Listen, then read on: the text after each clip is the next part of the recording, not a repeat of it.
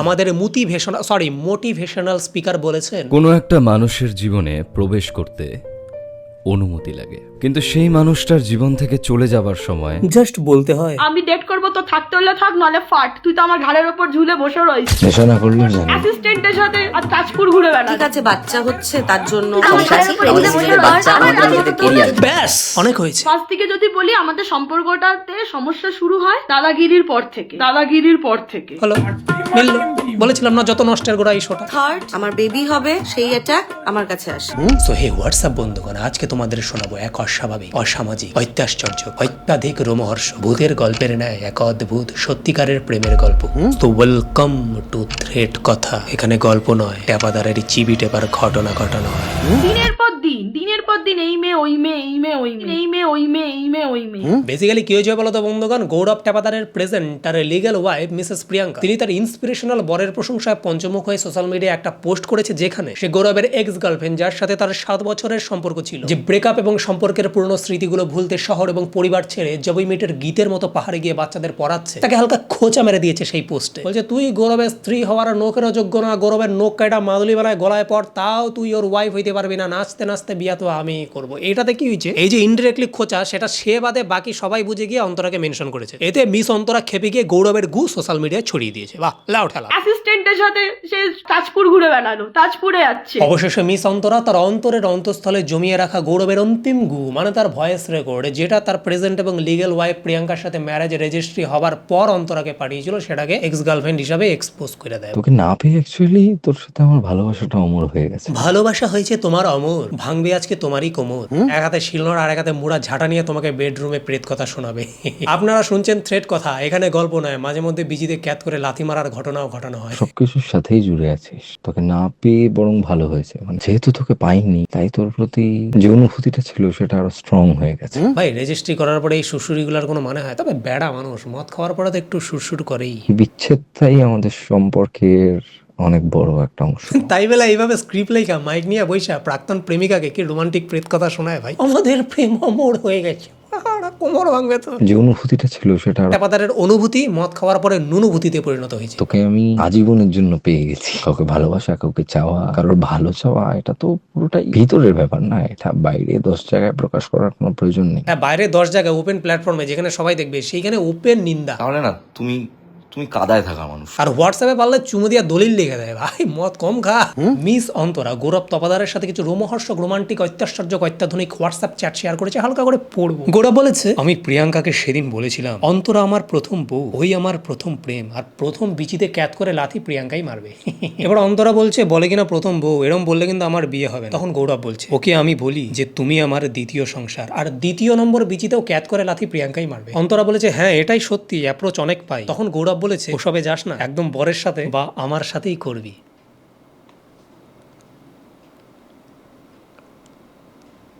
হ্যাঁ, অন্তরা তারপরে কি বলেছে দেখে নেব। অন্তরা বলেছে, তোমার সাথে প্রশ্নই নেই, আপ মুম্বাই নেই আ সকতে হো, ইউ আর নট সিলেক্টেড। আমাদের মোটিভেশনাল স্পিকার গৌরব টেপাদার। তো বন্ধুগণ, এবার আমরা করব মিস অন্তরা 1.5 ঘন্টার লাইভের চুলচেরা বিশ্লেষিত চিরুনি তল্লাশিমূলক আলোচনা। Let's start.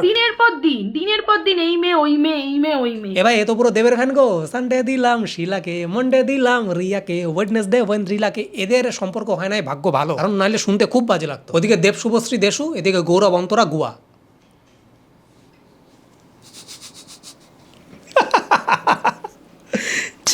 একটা ট্রেন ভাব, দুজনে বসেছি, আমি তো এগিয়ে যাব, তুই যদি আমাকে ধরতে না পারিস আমার কিছু করার নেই। তারপর সত্যি এগিয়ে গেছে অ্যাসিস্ট্যান্টের সাথে। এটা ভালো বলেছে, সত্যি জীবনে এগিয়ে গেছে অ্যাসিস্ট্যান্টের সাথে।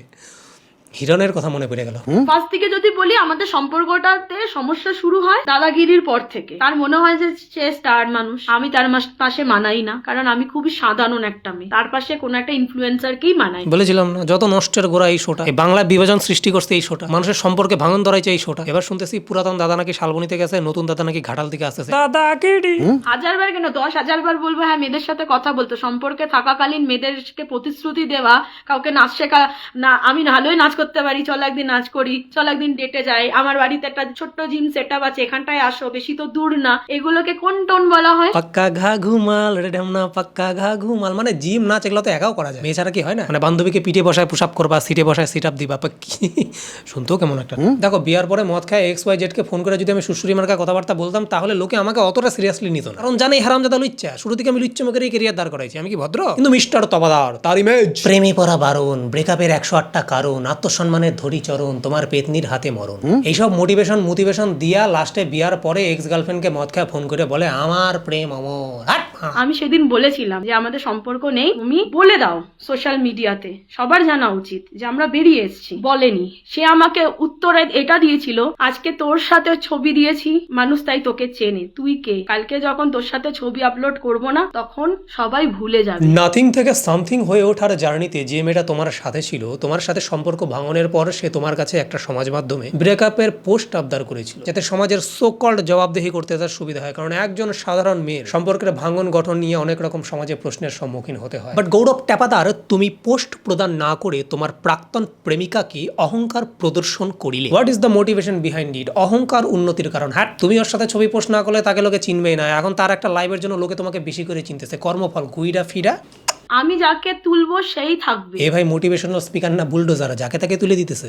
তার এসছি, নতুন ভাবে জীবন শুরু করছি, নতুন ভাবে হিলিং করছি, আমাকে এরকম ভাবে ভাঙা হচ্ছে। আমি কিসের জন্য অযোগ্য ছিলাম? আমি ইউটিউব করতে যাইনি। দেখো, নিজের পায়ে দাঁড়িয়ে কেরিয়ার গঠন করাটা একটা স্বাবলম্বিতার পরিচয়, সেটাকে অলওয়েজ হ্যাটস অফ কুর্নিশ জানানো উচিত। বাট নিজের বাদ দিয়ে সেলফলেস ভাবে নিজের পার্টনার বা হাজবেন্ডের কেরিয়ার গঠনে সাহায্য করাটা একটা মহান মানসিকতার পরিচয় দাবি করে। সাপোর্ট যে শুধুমাত্র ফিজিক্যালি, টেকনিক্যালি, ফাইন্যান্সিয়ালি হতে হবে তার কোনো মানে নেই। মেন্টাল সাপোর্ট দিয়ে পার্টনারের পাশে থাকাটাও একটা বিরাট রেসপেক্টের দাবি রাখে, যার জলজন্ত উজ্জ্বল দৃষ্টান্ত হচ্ছে অনুষ্কা শর্মা। এই জন্যই বিরাট কোহলি তার সেঞ্চুরি মারার পরে ফ্লাইং কিসটা কেরিয়ার ছেড়ে গ্যালারিতে বসে থাকা তার অর্ধাঙ্গিনী অনুষ্কা শর্মাকেই ছুড়ে দেয়, কারণ সে তার সেলফলেস সাপোর্টকে রেসপেক্ট করে। মানুষ ঠিক করে দেবে আমি কত দিনে মুভ অন করবো, মানুষ ঠিক করে দেবে। ওরা এগিয়ে গেছে মানে তোমাকেও আজকে কারোর হাত ধরে এগিয়ে যেতে হবে, তাহলে তুমি মুভ অন করেছো। দেখুন মিস অন্তর, আপনি কতদিন, কত মাস, কত বছর পরে মুভ অন করবেন, নাকি আদৌ করবেন না, নাকি এই মেমোরি সাথে নিয়ে সারা জীবন কাটিয়ে দেবেন, সেটা পুরোপুরি আপনার পার্সোনাল বিষয়। আর রইল মানুষের কথা, মানুষ তো আজকাল নতুন মুরগি আগে খাঁচায় বন্ধ করে তারপরে মুভ অনের নাটক করে।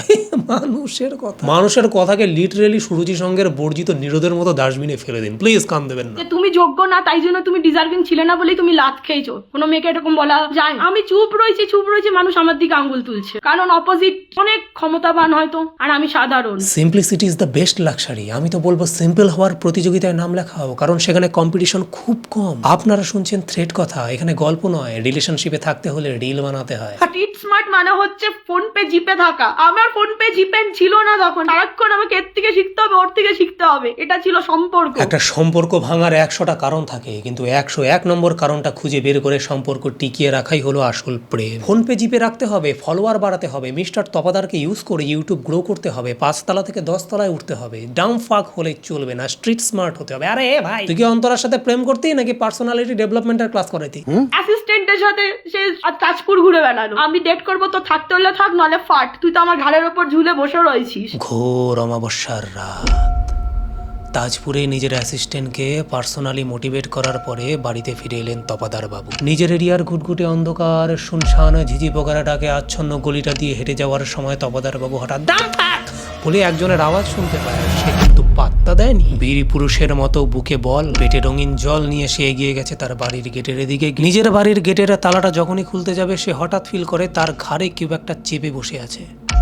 সে কিন্তু ভয় পায়নি, উল্টে সে প্রেতকে থ্রেট করে, আমি তো তাজপুরে পার্সোনালি মোটিভেট করতে যাবই, তুই সম্পর্কে থাকলে থাক, নাইলে ফোট। আপনারা দেখছেন থ্রেট কথা, এখানে গল্প নয়।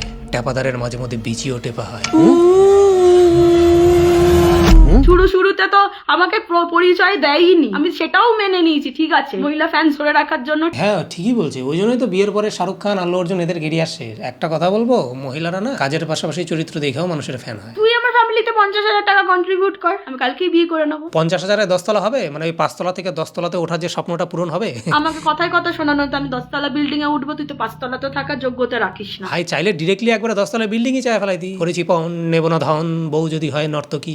আমি সারাদিন রিলস ঘাটতাম, আমার মনে হতো ধুর, রিলস করে আবার কেউ কিছু করতে পারে নাকি। ও মা, তা আপনার বর যে আপনার কাছে এত মহান হয়েছে, সে কি না সাথে গবেষণা করে আপনার ইন্সপিরেশন হয়েছে? আরে সেও তো রিল করে সোশ্যাল মিডিয়ায় কাজ করেই হয়েছে, আপনি জানতেন না? আমি প্রথম কথা বলে বলেছিলাম যে আমার সিম্প্যাথি, মানে আমি চাই না যে মানুষ আমাকে এইভাবে দেখুক যে ঠিক আছে বাচ্চা হচ্ছে তার জন্য কাজ করতে পারছে না, ছেড়ে দাও, বাদ দাও। বিশ্বাস করুন মিসেস তপাদার, এরা কেউ বলছে না যে বাচ্চা হচ্ছে নাচতে পারছে না, ছেড়ে দাও ছেড়ে দাও, বেশি চাপ দিও না। ফলোয়াররা গব্বর সিং নয় যে জব তক শ্বাস চলেগি তব তক নাচনা পড়ে। প্রেগনেন্সিতে কাজ না করে চুপ থাকবেন, রেস্ট নেবেন, প্যারেন্টহুডটাকে সেলিব্রেট করবেন, নিজের আর বেবির খেয়াল রাখবেন, এটাই তো স্বাভাবিক। সে কি গো রাষ্ট্রপতি তো নয় যে চুপ থাকলে দেশ থেমে যাবে। আমি আমার কর্ম করব, আমার কর্মটাই আসল, আমি সেইভাবেই কাজ করে এগিয়ে যেতে চাই। আচ্ছা, কর্ম আসল। আর যে নতুন অতিথি আসছে সে, দেখুন ম্যাডাম, এরকম অনেক গৃহবধূ রয়েছে যারা দিনমজুরের কাজ করে, দিন আনে দিন খায়। তারাও প্রেগনেন্সি পিরিয়ডে মালিকের থেকে অ্যাডভান্স বেতন নিয়ে চুপচাপ রেস্ট নিতে চায়, যাতে ঠিকঠাক সুস্থ সবলভাবে বাচ্চারা জন্ম দিতে পারে। আর আপনি তো সেক্ষেত্রে অনেক প্রিভিলেজ, কোনো কিছু তো অভাব নেই। টেক রেস্ট, কর্ম সারা জীবন করতে পারবেন, কিন্তু এখন যে আসছে সে বেশি ইম্পর্টেন্ট কর্মের থেকে, আই থিঙ্ক সো। রেজিস্ট্রির পর ফার্স্ট অ্যাটাক আমার কাছে আসে, বিয়ের পর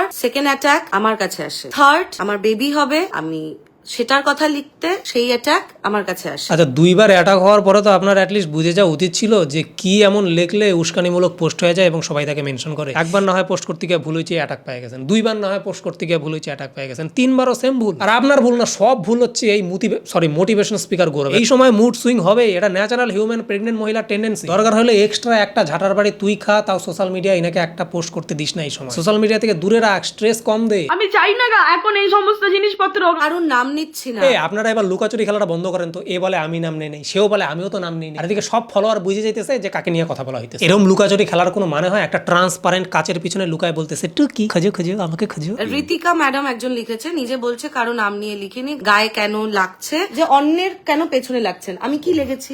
আরো উনি আমাকে comment আপনার তাহলে করেছেন। মনে হচ্ছে, আমার মনে হয় আপনার কোনো একটা অসুবিধা হচ্ছে, আপনি ভুল ভাবছেন। আপনি নিজেকে একটু ঠিক করে দিন, কারণ আমাদের খেয়ে দিয়ে কোনো কাজ নেই, আমরা কাউকে নিয়ে একটা হঠাৎ করে লিখতে চলে। হ্যাঁ, খেয়ে দিয়ে কাজ নেই, আর সেই টপিকে 1 ঘন্টা লাইভ করে বসে আছে। বাহ বাহ বাহ বাহ বাহ বাহ। তো বন্ধুগণ, আজকের মতো ভিডিওটা এখানে শেষ করতে চলেছি। ভালো লাগলে লাইক শেয়ার সাবস্ক্রাইব করে দিও। কোন পার্টটা সব থেকে বেশি ভালো লাগলো সেটাও জানিও। আর হ্যাঁ, ভিডিওটা পুরোপুরি এন্টারটেনমেন্ট পারপাসে বানানো, কাউকে পার্সোনালি হেড দেওয়ার কোনো দরকার নেই। দেখো, শোনো, বোঝো, হাসো, হালকা মতো শুয়ে পড়ো, দ্যাটস ইট। আর হ্যাঁ, আমার জীবনের, আমার কেরিয়ারের সব থেকে সফট, নরম, কোমল, মোলায়াম রোস্ট হচ্ছে এইটা, শুধুমাত্র নতুন অতিথির কথা মাথায় রেখে। না হলে বাস কেন ঝাড়ে আয় মিস্টার তপাদারের। তো আজকের মতো বিদায় নিচ্ছি। আপনারা দেখলেন থ্রেড কথা, এখানে গল্প নয়, মাঝে মধ্যে ঘটিও বিকিয়ে দেওয়া হয়।